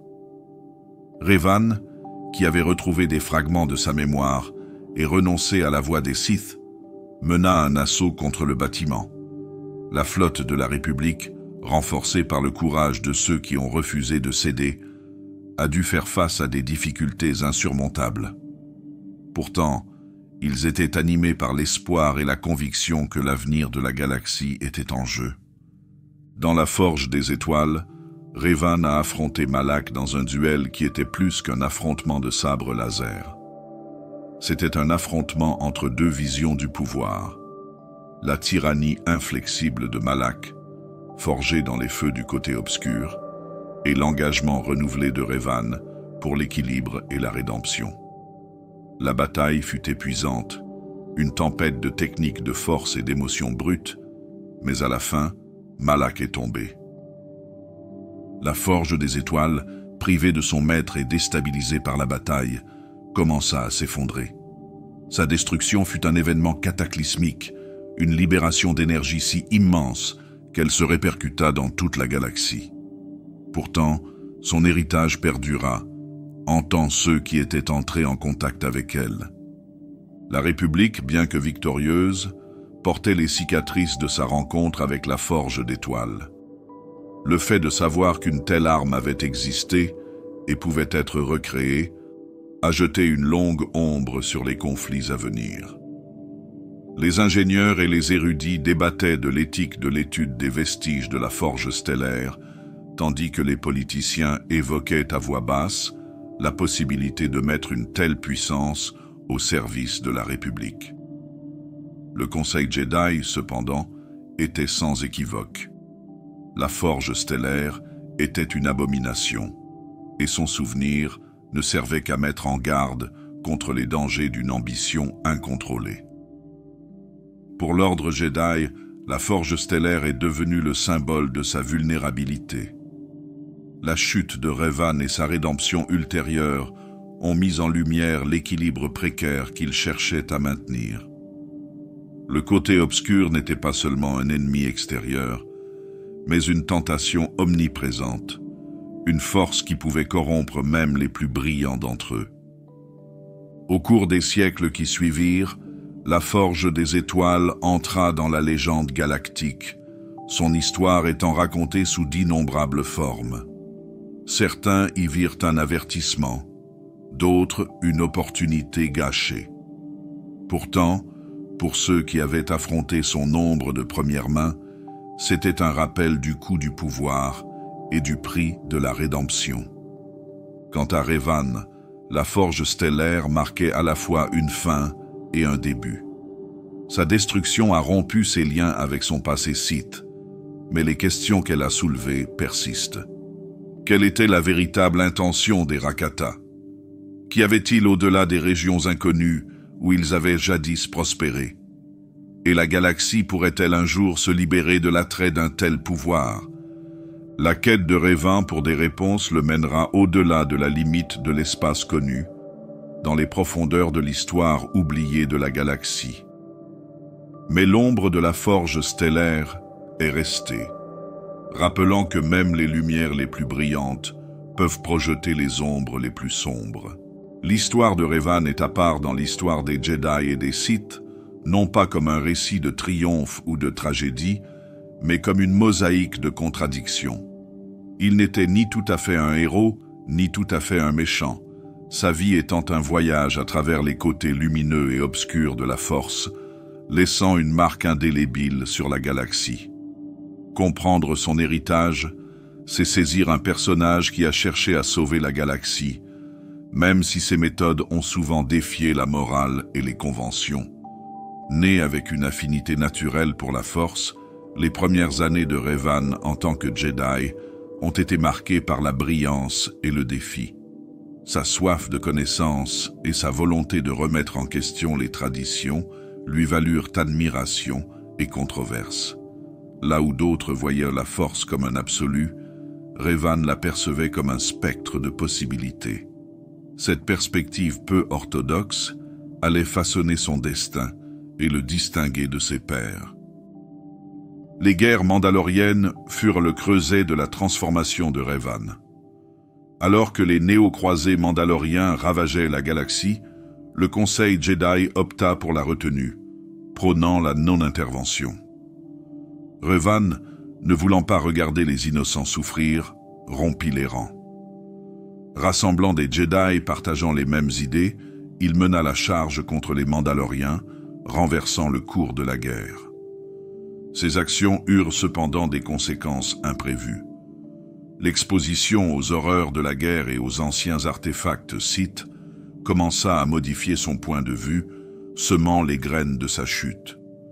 La descente de Revan dans le côté obscur ne s'est pas faite en un seul acte, mais par un changement progressif, né d'une conviction.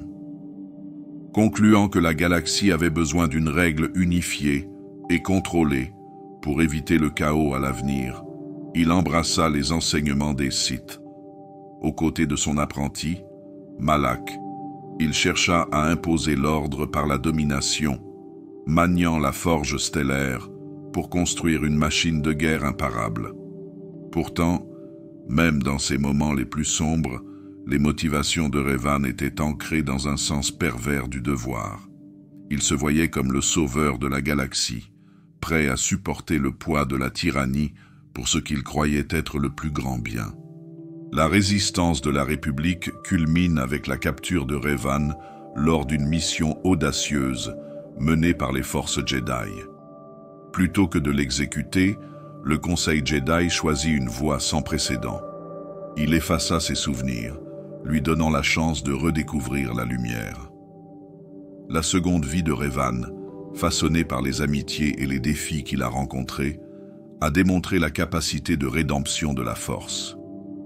Affrontant Malak à bord de l'Étoile Forge, Revan en sortit victorieux, rejetant les extrêmes Sith et Jedi pour se forger sa propre voie. L'héritage de Revan perdure non seulement dans ses actes, mais aussi dans les questions qu'il a laissées derrière lui. Son défi a forcé les Jedi à réévaluer leurs dogmes, exposant les limites d'une adhésion rigide au côté lumineux.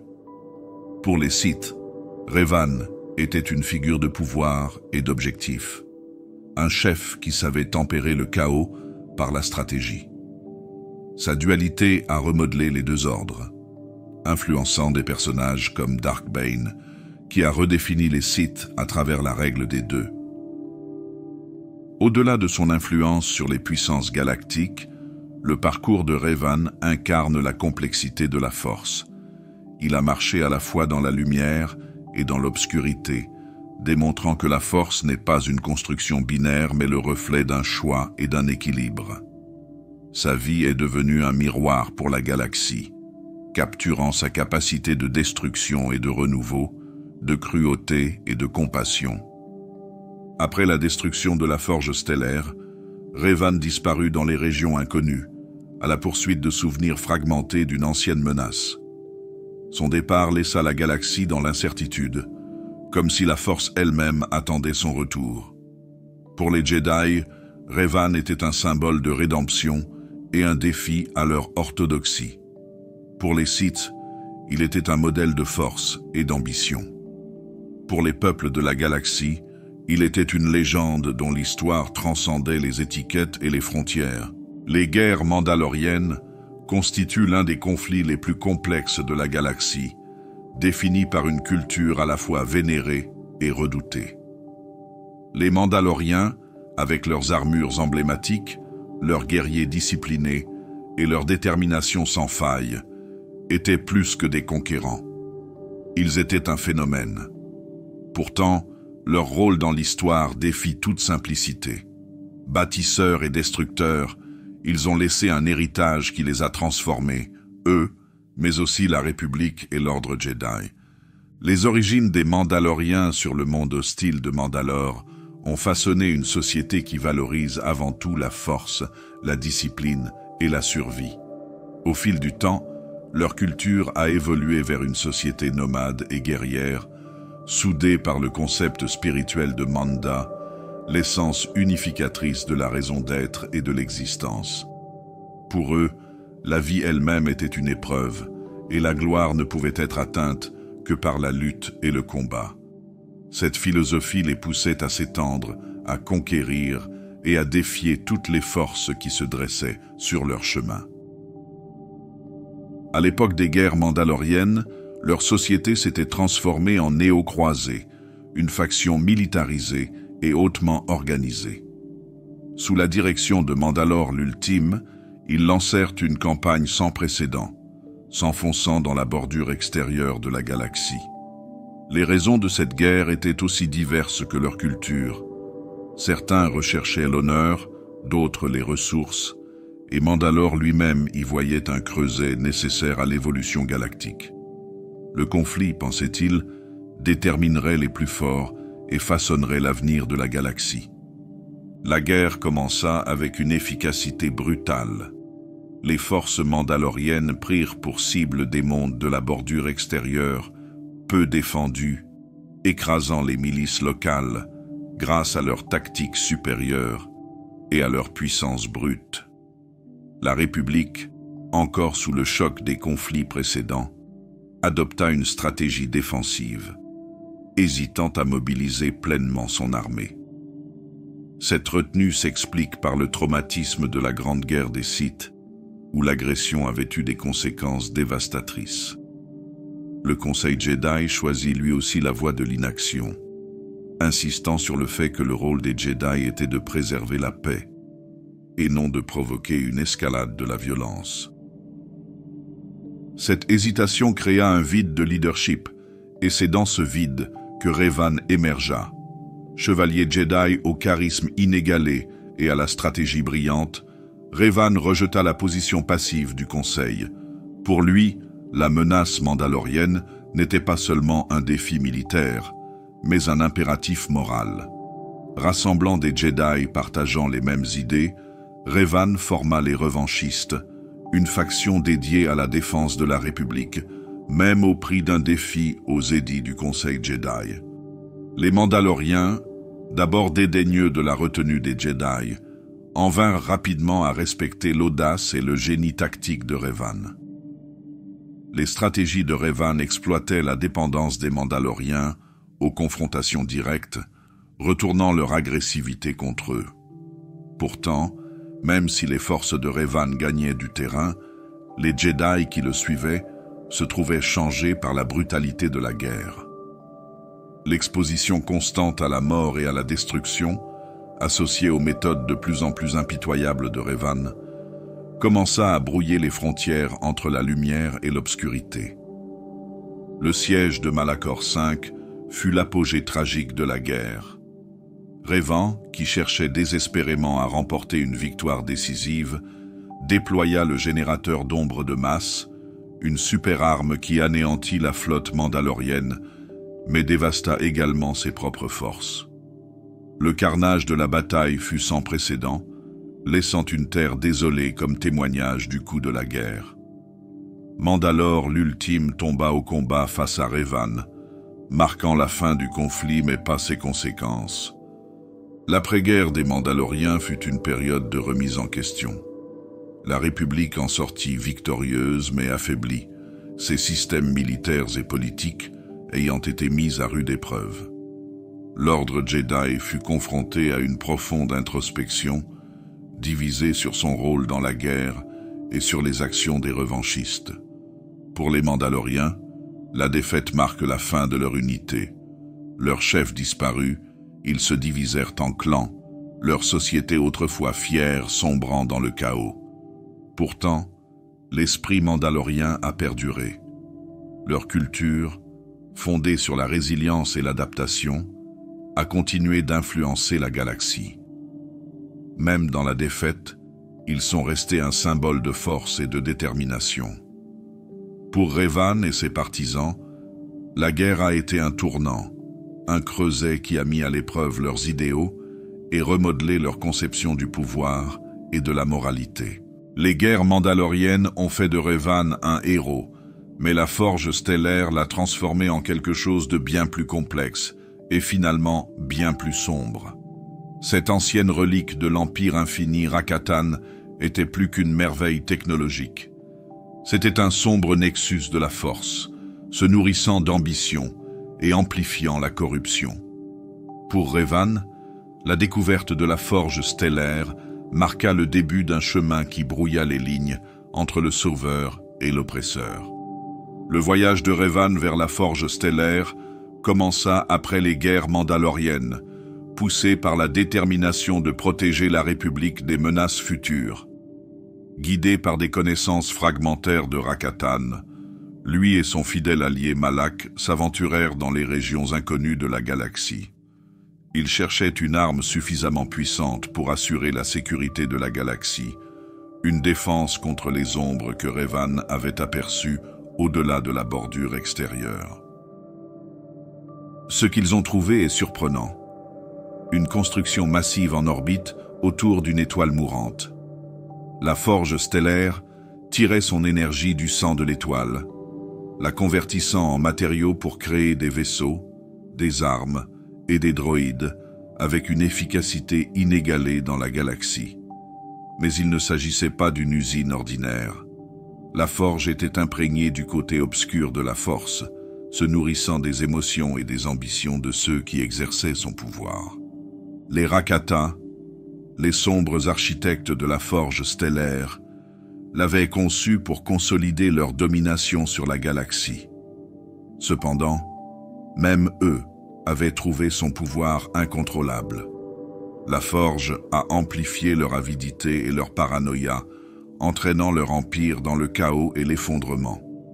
Elle fut laissée à l'abandon, témoignant des dangers d'une ambition incontrôlée, jusqu'à ce que Revan et Malak la déterrent. Au départ, Revan considérait la forge comme un outil et non comme une fin en soi. Il envisageait de l'utiliser pour préparer la galaxie à une menace inquiétante qu'il croyait voir poindre à l'horizon. Mais l'influence obscure de la forge était insidieuse. Elle a renforcé sa conviction qu'il était le seul à pouvoir protéger la galaxie et que sa vision justifiait tous les moyens. Ce qui avait commencé comme une mission de protection se transforma en une croisade pour le contrôle. Le chevalier Jedi qui avait mené la République à la victoire devint Dark Revan, un seigneur Sith faisant de la forge stellaire le fondement d'un nouvel empire. Malak, autrefois l'allié le plus proche de Revan, fut également attiré par l'emprise de la forge. Cependant, l'influence de la forge augmenta les insécurités et les ambitions de Malak, semant la discorde entre les deux. Leur dépendance à l'égard de la forge s'accrut, tout comme son coût. La forge exigeait non seulement des ressources, mais aussi une part de l'humanité de ceux qui la contrôlaient. Pour chaque flotte qu'elle produisait, elle laissait ses créateurs plus profondément mêlés à ses ténèbres. Les capacités de production de la forge stellaire étaient inégalées, et la République n'était pas préparée à l'assaut qu'elle déclencha. Les flottes de Revan et de Malak déferlèrent sur la galaxie, la plongeant dans la guerre civile des Jedi. La République, qui se remettait à peine des guerres mandaloriennes, s'efforça de résister à cette nouvelle menace. Pour la galaxie, la transformation de Revan semblait être une trahison des idéaux qu'il s'était autrefois battu pour défendre. Pour ses partisans, c'était l'évolution d'un leader qui avait compris le coût de la survie. Mais le pouvoir de la Forge avait un prix. Elle a brouillé la clarté des objectifs de Revan, transformant sa vision en tyrannie. Même s'il reconnaissait le danger qu'elle représentait, l'utilité de la Forge était trop grande pour qu'il l'abandonne.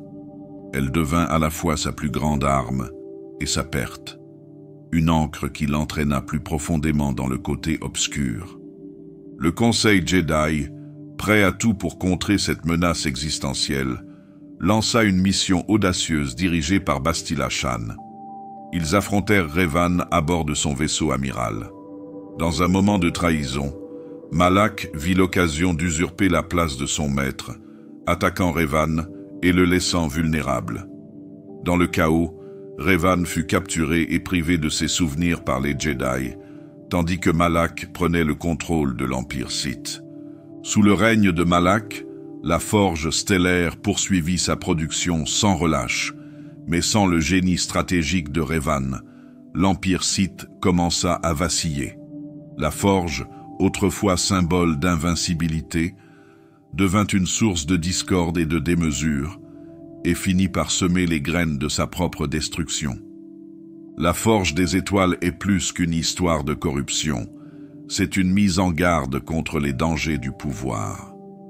L'ascension et la chute de Revan soulignent à quel point même les intentions les plus nobles peuvent être détournées lorsque le pouvoir devient une fin plutôt qu'un moyen. La Forge nous rappelle que le côté obscur de la Force n'est pas seulement extérieur, mais qu'il s'agit d'une lutte intérieure à laquelle doivent faire face tous ceux qui exercent son pouvoir. La galaxie, encore sous le choc des guerres mandaloriennes, était confrontée à une menace encore plus grande lors de la guerre civile des Jedi, un conflit qui ne portait pas seulement sur le territoire ou la domination, mais sur l'essence même de la République et de l'ordre Jedi. À son épicentre se tenait Dark Malak, l'apprenti devenu usurpateur, à la tête de flottes issues de la puissance insidieuse de la Forge stellaire. Revan étant apparemment vaincu, Malak prit le titre de Seigneur Noir. Contrairement aux tactiques calculées et précises de son prédécesseur, Malak mena une campagne de peur et de dévastation. Des planètes entières furent bombardées jusqu'à la soumission ou carrément anéanties. Les pertes civiles s'accumulèrent et l'esprit de la République commença à vaciller sous le poids de la campagne brutale de Malak. Alors que Revan avait cherché à contrôler la galaxie par la stratégie, Malak chercha à la briser par la terreur. L'ordre Jedi, déjà fracturé et amoindri par les précédentes conquêtes de Revan, lutta pour s'adapter. Les rapports faisant état de Jedi déchus rejoignant les rangs de Malak accentuèrent le malaise du Conseil. Certains membres plaidaient pour un engagement direct, tandis que d'autres prônaient la prudence, craignant l'influence corruptrice du côté obscur. Cette division interne rendait l'ordre vulnérable, et chaque bataille perdue était ressentie comme un coup porté non seulement à la République, mais aussi à l'identité même des Jedi. Au milieu de cette tourmente, Bastila Shan apparut comme une lueur d'espoir. Sa maîtrise unique de la méditation de combat, une capacité de la force qui permettait de renverser le cours des batailles en renforçant les forces alliées et en désorientant les ennemis, s'avéra déterminante pour la cohésion de la République. Cependant, sa notoriété fit d'elle une cible, et Malak la poursuivit avec une ferveur implacable. Les victoires de Bastila inspirèrent la résistance, mais le poids de la guerre mit à l'épreuve sa détermination et son lien avec la Force. Le tournant de la guerre se produisit par un improbable coup du sort. Au cours d'une opération de la République, l'équipe de Bastila captura Revan, qui avait survécu à la trahison de Malak. Gravement blessé et privé de ses souvenirs, Revan fut amené devant le Conseil Jedi.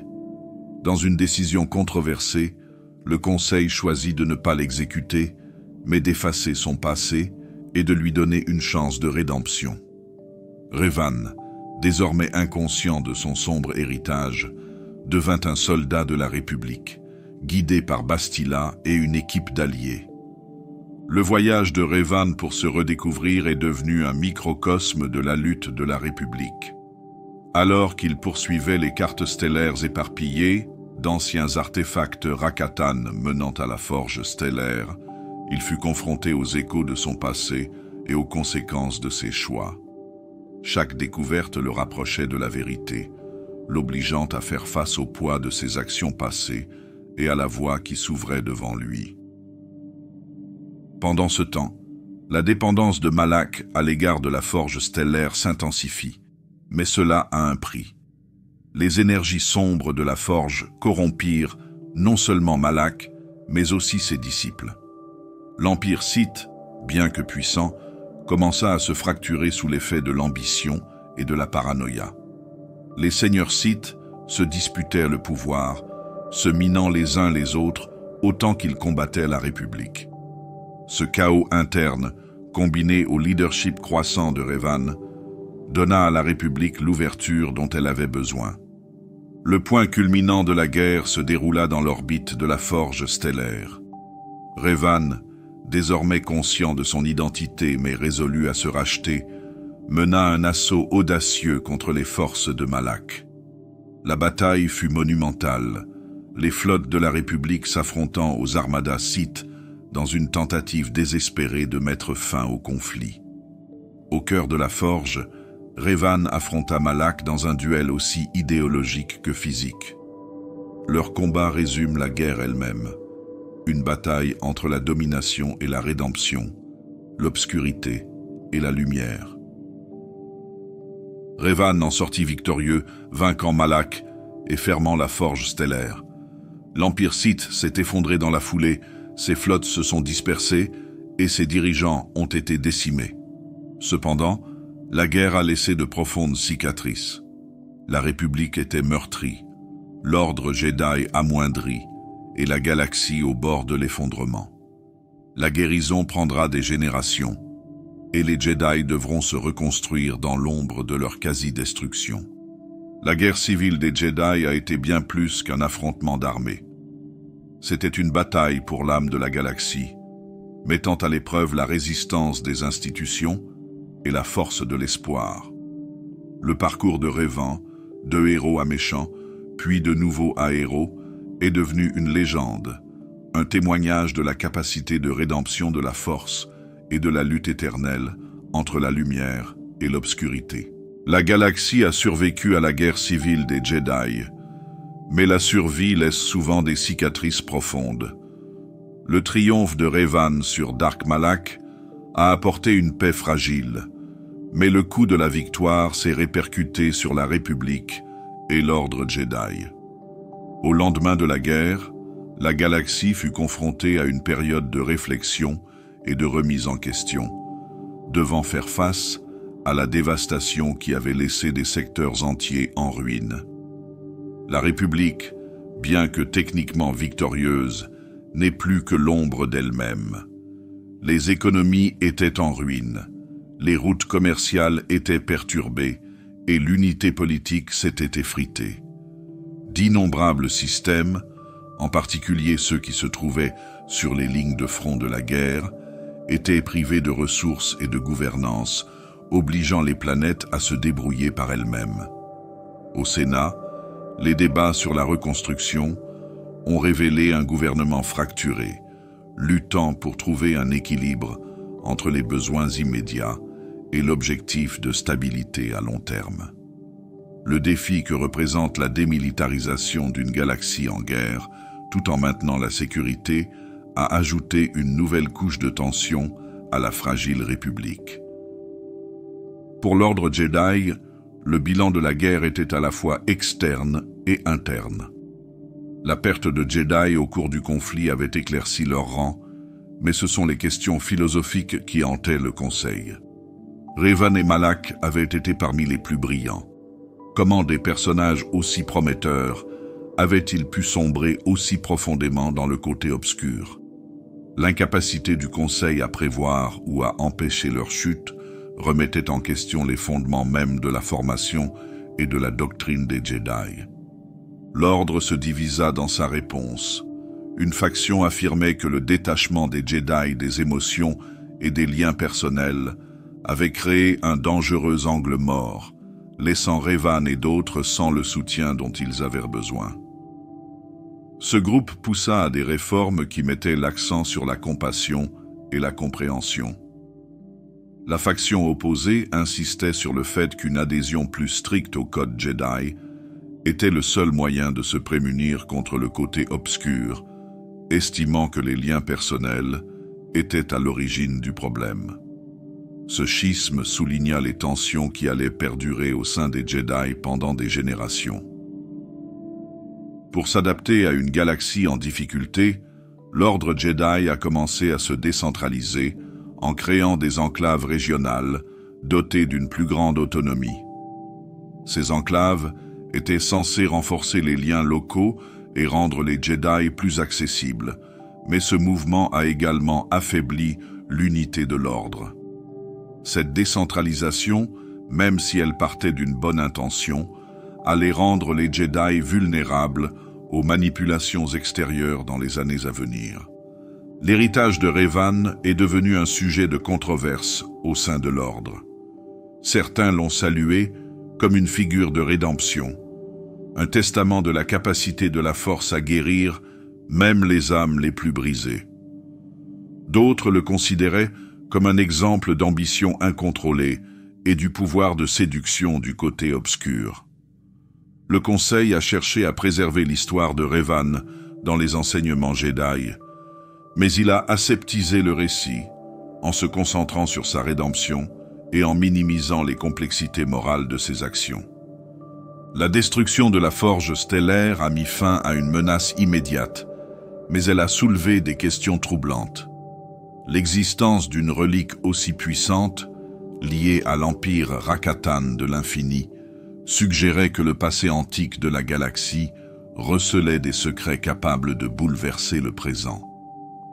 Les archéologues et les historiens se penchèrent sur l'histoire des Rakatan et découvrirent des récits effrayants d'une galaxie autrefois dominée par des tyrans maîtres de la force. Les Jedi cherchèrent à étouffer ces découvertes, craignant que la connaissance d'une telle puissance n'inspire de futurs dangers. Pendant ce temps, les vestiges de l'Empire Sith se cachaient dans l'ombre. Bien que leur flotte ait été détruite et Malak vaincu, l'idéologie des Sith perdurait. Des seigneurs Sith rebelles et des acolytes du côté obscur s'éparpillèrent dans la galaxie, formant des enclaves secrètes et complotant leur résurgence. Les Jedi, chargés de traquer ces vestiges, se retrouvèrent à mener une guerre contre des ennemis invisibles, une tâche aussi démoralisante qu'interminable. Bastila Shan et Revan lui-même font partie des personnes accablées par l'héritage de la guerre. Bastila, autrefois symbole d'espoir, s'est retiré de la scène publique, cherchant le réconfort dans la méditation et l'enseignement après le choc émotionnel du conflit. Revan, dont les actions ont à la fois sauvé et marqué la galaxie, a disparu dans les régions inconnues. Son départ a laissé des questions sans réponse. Cherchait-il la paix, la rédemption ou une nouvelle menace que lui seul avait prévue? La galaxie a appris une dure vérité au lendemain de la guerre. La paix est fragile et la survie n'est qu'un début. Les institutions de la République, autrefois considérées comme des piliers de stabilité, se sont révélées vulnérables. Les Jedi, vénérés en tant que gardiens de l'équilibre, se sont révélés faillibles. Pour les citoyens de la galaxie, les leçons de la guerre étaient claires. Aucun système, aussi ancien ou solide soit-il, n'était à l'abri de l'effondrement.